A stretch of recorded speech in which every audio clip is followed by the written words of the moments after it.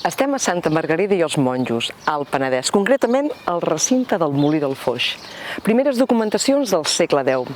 Aquest molí, que era un molí fariner, va ser dels monjos de Sant Cugat i després dels monjos de Santes Creus. Se'n va passar a dir, per tant, el Molí dels Monjos, i d'aquí va derivar que el municipi es deia de Santa Margarida amb el nom actual de la població i del municipi en general.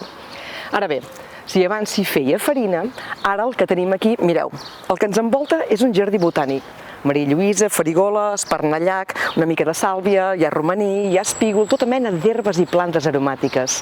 El recinte és un centre d'interpretació del territori, de la fauna i de la natura. Ara bé, el nom ve pel riu, el Molí del Foix, perquè pel costat hi passa el Foix, el riu Foix. Al Penedès aquest nom és un nom molt comú. Tenim el Santuari del Foix, tenim un altre municipi que també porta el nom de Foix, i també Foix és un nom de dona. Aquí arribaríem a l'altre cap del carrer.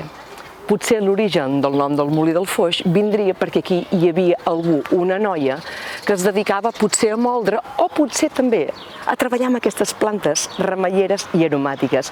Una noia que potser li deien, mira, la noia del Molí del Foix, la noia que es diu Foix, la Foix. Potser d'ella no se n'ha escrit res perquè ja sabeu què passava amb les dones que es dedicaven als remeis. Les cremaven, els feien marxar, les empresonaven. D'elles n'ha quedat poca història, però en tot cas el Molí del Foix ens remet al territori, al riu i a les dones.